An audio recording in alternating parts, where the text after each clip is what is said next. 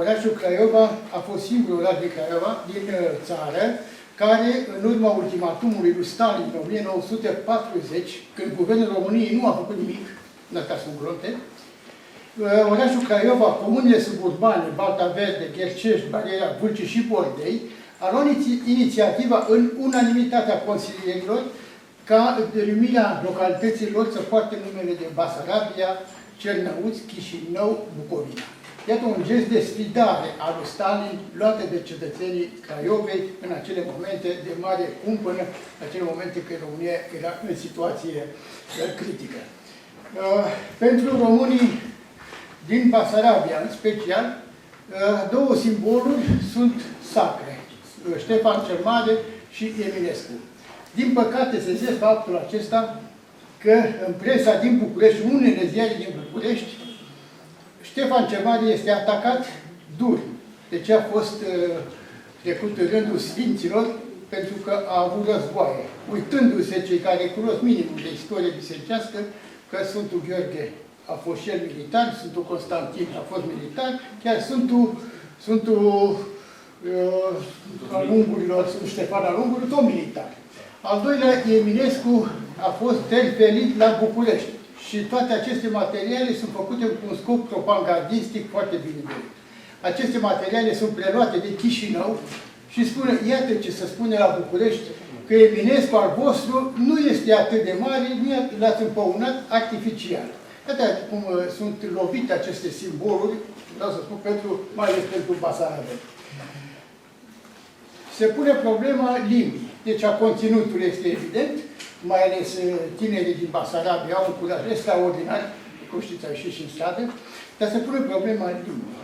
Dacă în Basarabia a apărut limba moldovenească, a apărut, dacă fac o paranteză, datorită colectivului de lingviști de la Moscova, condus de lingvistul mari, și în baza căruia Stalin a scris o carte cu privire la marxism-leninism în lingvistică.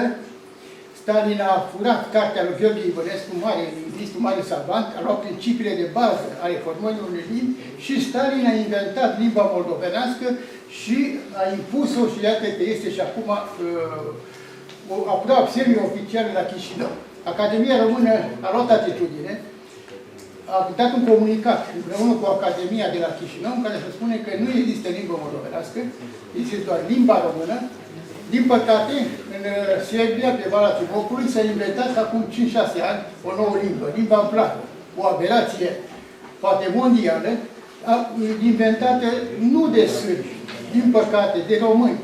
Asta e durerea cea mare, pentru că un român, un medic, care nu a fost trecut în nu știu pe ce listă, hai să inventeze această limbă vlahă, care se predă la Facultatea de Filozofie la Belgrad.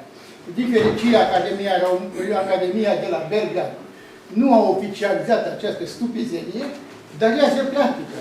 Și curios faptul că, de pildă la Tudor Severin, la Centrul Cultural a premiat o carte de poezie, fără nu discut valoarea estetică a volumului de poezii, un volum de poezie al lui medic din Valea Timocului, trilingv, română, sârbă, vlahă. Și e premiat? Da. Și am întrebat, voi ce e asta? Și am întrebat pe el, ce e asta limba? Păi așa mi-a spus bunica. Deci se face o confuzie, poate voită, poate,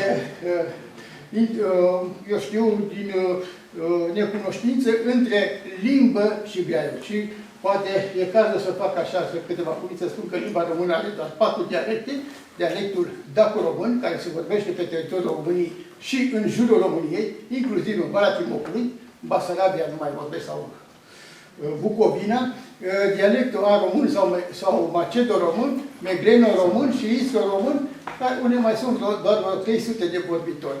Dialectul daco-român, cel mai important, are graiul. Graiul moldovenesc, care se vorbește în Moldova, același grai care se vorbește în Moldova noastră, dar și în Basarabia, graiul muntenesc, graiul ardelenesc și graiul bănățean. De această confuzie voită, din păcate, încă se practică în Valea Timocului. A apărut un atlas lingvistic al limbii vorbite în Valea Timocului. Atlasul a apărut sub egida Academiei Române a Institutului de la Cluj. Eu am scris o recenzie în revista la lui Dan Lupescu și de acolo am primit și o, nu a zice amenințare, dar eu știu, un atac, că am fost acuzat de poluare științifică. Că acolo se vorbește limba flacă și nu limba română, așa cum au dovedit-o cercetătorii. O altă revistă a românilor din Ungaria. Aici asimilarea a fost aproape quasi totală, mai sunt doar maxim 5.000 de români care mai activează pe jurul granițelor românești și procesul de maghiarizare continuă, forțată și noi aproape că i-am neglijat în totalitate pe acești români. În ziarul Libertatea, care apare în Voivodina din 1947, ziarul de acolo, două reviste ale Vorba Noastră în două ediții, și-a schimbat formatul, ale comunității românești. Cronica e tot de la a românilor din Ungaria.